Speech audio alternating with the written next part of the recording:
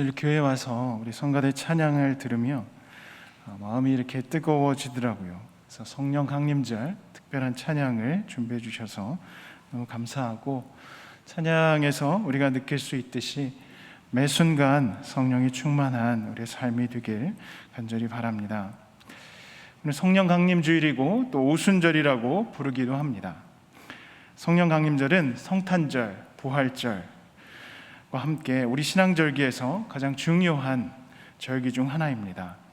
성탄절과 부활절은 하나님과 성육신하신 예수님에 대한 절기이고, 성령 강림절에 우리 성령에 대해서 소개가 되고, 그리고 다음 주일을 우리가 삼위일체 주일이라고 부르는데, 바로 이번 주일에 성령을 기념하고 하기 때문에 다음 주일을 우리가 삼위일체 주일로 지킵니다. 성부, 성자, 성령 함께 우리 교회력에 따르면 다 소개가 되고, 다음 주일을 그렇게 삼위일체 주일로 지킵니다. 이 오순절은 유대교에서도 중요한 절기입니다. 칠칠절이라고 부르기도 합니다. 유대인들이 예루살렘을 찾아가 지켜야 하는 세 절기 중에 하나죠. 예수님이 십자가에 처형당할 때 유대교 절기로는 유월절이었습니다. 유월절은 이집트로부터 해방을 경험하고 함께 기뻐하는 날입니다. 우리의 광복절과 같은 유대인들의 축제죠. 이집트의 노예 생활을 끝내고 홍해를 가로질러서 해방의 기쁨을 맛보았지만, 이스라엘은 새 나라, 새 시대에 대한 준비가 부족했습니다. 그래서 광야에서 우왕좌왕을 하죠. 그러다 50일 후에야 비로소 이스라엘은 모세를 통해 시내산에서 새로운 계명을 받았습니다. 그날이 오순절입니다. 그래서 이스라엘 백성들에게 오순절은 새로운 공동체, 새로운 계명, 그리고 이집트에서의 삶과는 전적으로 다른 삶의 방식을 시작하고 기념하는 날입니다. 이런 면에서 구약의 오순절과 우리가 부활절 50일 후에 기념하는 성령 강림절은 공명하는 부분이 있습니다. 성령 강림절은 예수님 부활 후 새로운 돌파구를 찾지 못하던 제자들이 성령의 공동체, 성령의 삶을 시작한 날이기 때문입니다. 이스라엘이 오순절에 시내산에서 새로운 계명으로 새로운 공동체를 시작했듯이, 제자들도 이 오순절에 성령의 능력으로 성령의 공동체를 이뤄가게 되었고, 교회는 땅끝까지 전파되었습니다. 그래서 성령 강림절을 우리가 교회의 시작으로 봅니다. 성령으로 세워진 교회, 어떤 모습이 되어야 될까, 오늘 말씀을 통해 함께 살펴보려고 합니다. 요한복음은 빌립의 질문으로 시작합니다. 주님, 우리에게 아버지를 보여주십시오. 그러면 좋겠습니다. 제자들은 오랜 기간 예수님을 따라다녔습니다. 그 제자가 던진 질문입니다. 예수님이 그 질문에 많이 답답하셨던 모양입니다. 빌립아, 내가 이렇게 오랫동안 너희와 함께 지냈는데도 너는 나를 알지 못하느냐? 나를 본 사람은 아버지를 보았다. 그런데 내가 어찌하여 우리에게 아버지를 보여주십시오 하고 말하느냐? 이렇게 반문을 하시죠. 베드로 그리고 많은 제자들처럼 하루 이틀이 아니고 정말 오랜 기간 예수님과 생활한 그들입니다. 그런데 빌립은 그 오랜 기간 동안 예수님을 통해 드러난 하나님을 전혀 알아보지 못했습니다. 안타까운 일이죠. 하나님을 볼 수 있는 창문이었던 예수님을 지근거리에 두고도 빌립은 하나님을 보여달라고 합니다. 이게 우리가 시에서 얘기하듯 그대가 곁에 있어도 나는 그대가 그립다 하는 고백이면 좋겠는데, 옆에 있는데도 알아보지 못하는 그런 당혹스러운 상황이죠. 아마도 빌립은 그가 그리고 있었던 하나님은 너무나도 예수님과는 거리가 멀었던 것 같습니다. 그래서 빌립은 눈치를 채지 못합니다. 예수님은 그런 빌립에게, 그리고 우리에게 분명하게 말씀하십니다. 예수님을 본 사람은 이미 하나님을 보았습니다. 예수님이 하나님이십니다. 우리가 믿고 고백하고 증언하는 하나님은 예수 그리스도를 통해서 발견됩니다. 하나님 안에 예수 그리스도가 계시고 예수 그리스도 안에 하나님이 계십니다. 그리고 예수님은 우리 안에 계시고 우리는 그분 안에 있습니다. 그것이 요한복음의 고백입니다. 그런데 현실은 옆에 있어도 알아보지 못하는 제자들입니다. 더욱이 예수님은 이제 그들을 떠나게 되었습니다. 마치 아이를 두고 떠나야 하는 아버지처럼 예수님은 제자들을 두고 떠나는 것이 편치 않습니다. 그래서 예수님은 두려워하는 제자들에게 이렇게 말씀하십니다. 내가 아버지께 구하겠다. 그래야 하면 아버지께서 다른 보혜사를 너희에게 보내셔서 영원히 너희와 함께 계시게 할 것이다. 그래서 제자들을 떠날 때 예수님은 성령을 보내주실 것을 약속하십니다. 그 성령은 다른 것이 아니라 예수님의 빈자리를 채워주실 것입니다. 그래서 예수님이 제자들을 고아처럼 버려두지 않고 승천하실 때 함께 하시겠다는 표징이 성령입니다. 그 성령을 예수님은 진리의 영이라고 부르십니다. 예수님이 진리를 가르치신 것처럼 성령은 진리를 드러내실 겁니다. 그 성령은 그들과 함께 계시고 그들 안에 계십니다. 마찬가지로 성령은 우리와 함께 계시고 우리 안에 계십니다. 그 성령을 우리가 기억하고 성령의 오심을 기도하며 성령의 인도하심으로 살아가는 것이 우리 교회의 사명이고 나아갈 바입니다. 우리에게 익숙한 표현, 성령 충만함으로 사는 것, 아마 그게 교회에 마땅한 사명일 텐데 그건 어떤 모습일까요? 오늘 창세기 본문은 바벨탑 사건을 소개합니다. 그때 온 세상이 한 가지 말을 쓰고 있었고 언어도 같았다고 얘기를 하죠. 히브리어 바벨이라는 단어는 혼란을 의미하기도 합니다. 그래서 횡설수설을 의미하는 베블이라는 영어 단어도 이 바벨에서 나왔고 종종 우리는 이해할 수 없는 말을 한다고 할 때 이 베블이라고 얘기를 하죠. 그래서 바벨탑 사건으로 인류는 서로 소통할 수 없는 여러 언어로 갈라졌습니다. 그래서 그 역사적인 바벨탑 사건을 생각할 때 성령 강림절은 그 바벨탑의 인류를 거스르는 사건입니다. 바벨탑으로 세상은 각자의 민족, 언어, 문화로 갈라지면서 오해하고 대립하고 갈등하게 되었습니다. 그러나 이제 성령의 강림으로 서로 이해할 수 없고 갈라졌던, 소통할 수 없었던 인류가 다시 소통하기 시작합니다. 사도행전에서 성령 강림을 계기로 모두가 다른 언어로 같은 이야기를 경험하는 그 사건을 우리가 목도합니다. 갈릴리 사람들이, 예수님을 따랐던 그들이 여러 언어로 그리스도를 증언했기 때문입니다. 우리가 성령을 받았다고 하면 인간이 이해할 수 없는 언어로 기도하는 것과 동일시하곤 합니다. 우리가 방언이라고 할 때 그렇게 보통 생각을 하죠. 물론 기도가 우리 언어의 분절성이라고 할 수 있는, 모음과 자음으로 분해해서 이해할 수 있는 그 차원을 넘어서는 것이 기도에 담겨 있습니다. 그래서 인간의 언어 그리고 사고를 넘어서는 차원이 기도에 있는 것은 분명합니다. 그러나 사도행전에서 성령 받은 제자들은 이 바벨 사건과는 달리 서로 다른 언어로 이해할 수 있게 동일한 예수 그리스도를 전하고 증거했다는 것입니다. 그래서 성령 강림절에서 중요한 점은 성령을 통해 새롭고 독특한 경험이 벌어졌다는 것보다는 성령이 그 다른 언어들을 통해서도 예수 그리스도를 증거하게 하셨다는 겁니다. 인간이 갖고 있는 다양한 언어적, 문화적 장벽에도 불구하고 예수님이 기억되고 예수님이 증거되고 예수님이 드러났던 것, 그것이 성령 강림절에서 벌어졌던 일입니다. 그래서 성령의 강림을 예수님의 귀환이라고 말하는 신학자도 있습니다. 성령 강림절은 예수님의 승천 이후에 임마누엘이셨던 예수님께서 여전히 성령으로 우리와 항상 함께함을 드러내 줍니다. 그래서 사도 바울은 심지어 부활한 예수님을 성령과 동일시하기도 합니다. 고린도후서 3장 17절 18절에서 바울은 이렇게 말합니다. 주님은 곧 성령입니다. 주님의 성령이 계신 곳에는 자유가 있습니다. 우리는 모두 얼굴의 너울을 벗어버리고 거울처럼 주님의 영광을 비추어 줍니다.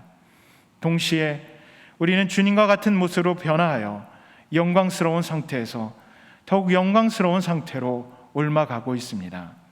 이것이 성령이신 주님께서 이루시는 일입니다.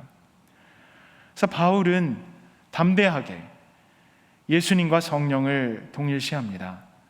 물론 우리가 예수님과 성령을 분명히 다르게 이해하고 있고 삼위일체로 우리가 고백하고 있습니다. 그러나 주님이 곧 성령이라고 할 만큼 성령과 예수님의 일체성이 있음을 바울은 강조를 하는 겁니다.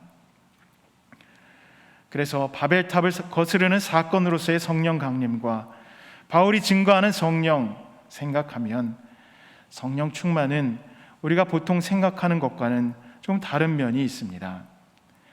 성령 충만을 영적인 차원의 경험으로만 생각하는 것이 바로 성령에 대한 오해입니다. 주변에 성령 충만을 받았다는 사람들을 많이 보시고 경험하셨을 겁니다. 그분들 중에 그리스도의 충실한 제자들도 있습니다. 하지만 어떤 분들은 예수님의 가르침과는 거리가 먼 사람들이 있고 또 그런 연유로 이단으로 사이비로 빠져나가기도 합니다.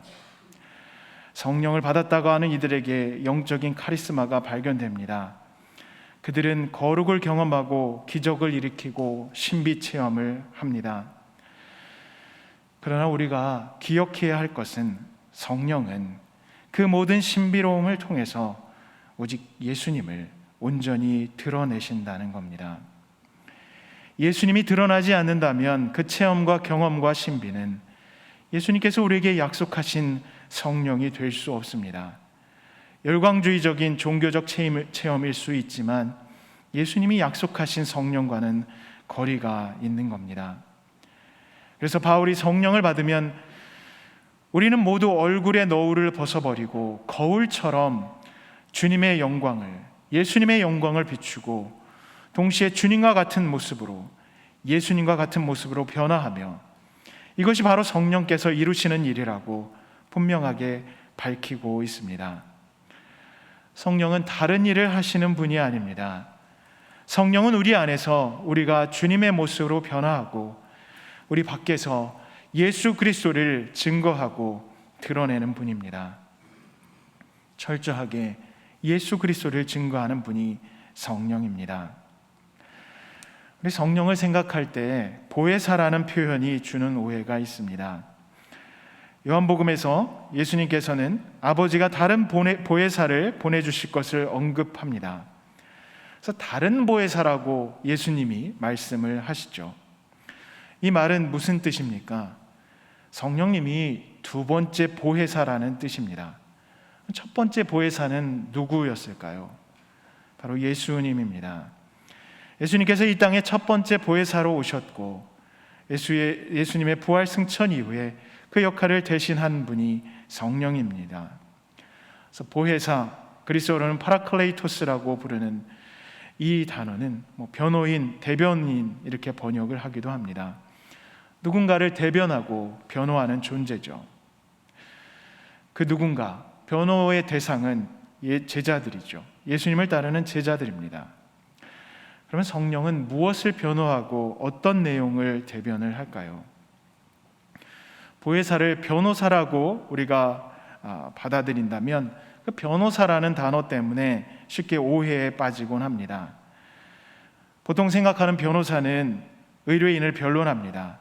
의뢰인의 진실과 거짓 여부와는 무관하게 의뢰인을 위해서 의뢰인의 무죄를 입증하기 위해 힘을 씁니다.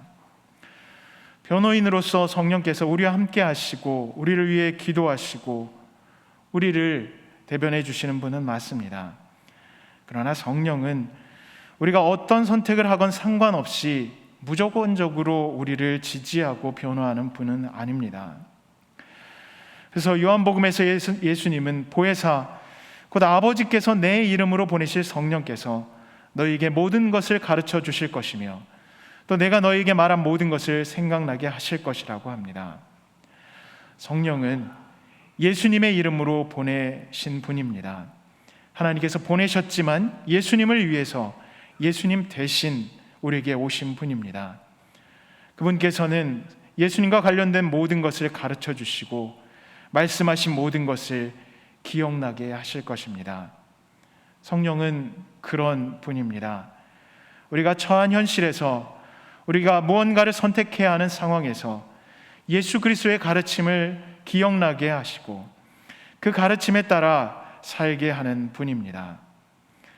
그래서 성령은 우리 삶에서 예수님이 말씀하시고 행하시고 가르치신 것을 기억나게 회상하게 하는 분입니다. 고대 사회에서 배움은 회상에 의해 가능했습니다.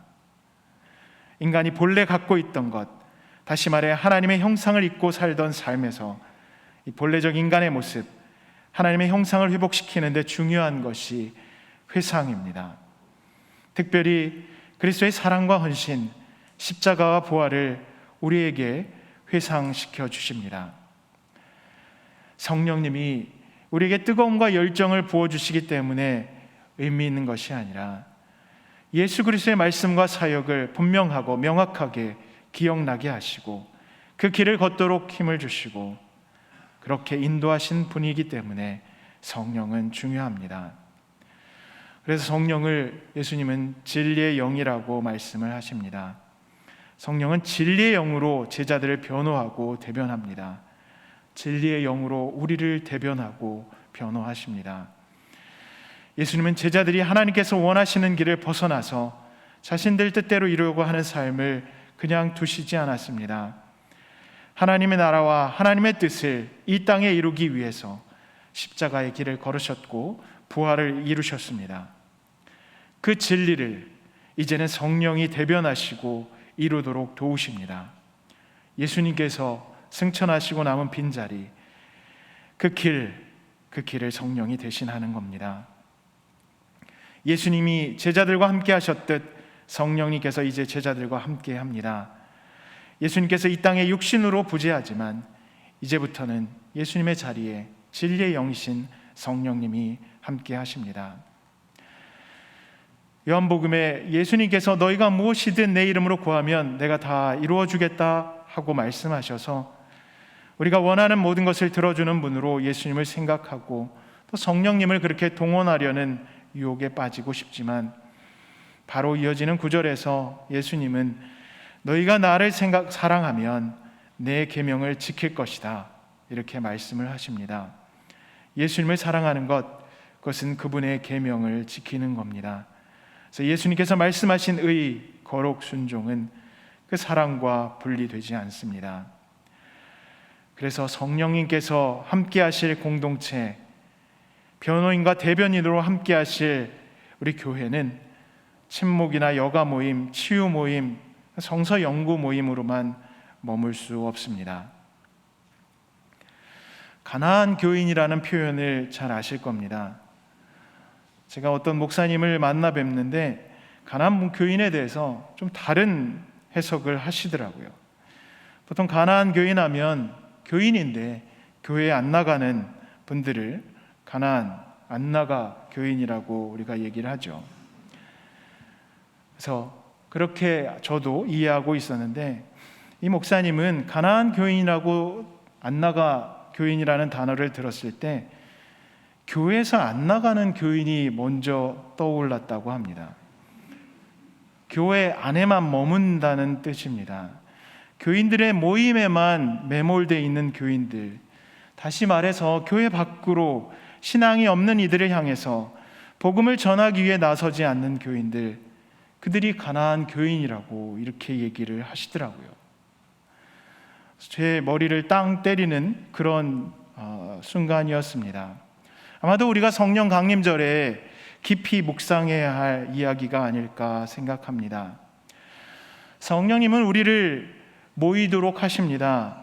그러나 또한 우리를 흩어져서 교회 밖으로 나가게 하시는 분이기도 합니다. 성령님은 우리가 그 뜨거운 가운데 교회 안에 고립되게 매몰되게 성도들의 교제만으로 그치길 원하지 않습니다. 그래서 성령 받은 제자들은 예루살렘에만 머물지 않았습니다. 그들은 사마리아와 땅끝까지 움직여 나갔습니다. 교회 밖 사람들, 버림받은 사람들, 아픈 사람들, 소외된 사람들, 굶주린 사람들, 영적으로 공고한 사람들을 향해 예수님은 움직이셨고 제자들은 성령을 통해 그렇게 했습니다. 성령님은 우리에게 예수 그리스도를 증거하십니다. 우리가 예수님을 기억하게 하시고 예수님을 알도록 도우시고 예수님의 계명에 순종하게 하시며 예수님의 사역을 하도록 우리를 부르시고 우리에게 그렇게 인도하십니다. 그리스도가 없는 곳에 평화가 없습니다. 인간 내면이 그렇고 모든 교회가 그렇습니다. 성령님은 우리에게 평화를 주시는데 그렇게 평화를 주시는 그 바탕에는 우리 마음, 생각, 영혼에 그리스도의 영으로 충만하게 하시기 때문입니다. 성령 강림절을 맞아 우리 모두 성령 충만하기를 기도합니다. 그 성령 충만은 다른 것이 아니라 예수 그리스도를 우리 안에 가득 채우고 그리스도를 더 분명하게 경험하고 더 깊이 이해하고 더 뜨겁게 증거하게 합니다. 이런 성령 충만이 예수 그리스도의 영이 우리 모두에게 가득하길 축복하며 이 말씀을 드립니다. 함께 드린 말씀을 묵상 기도하시겠습니다.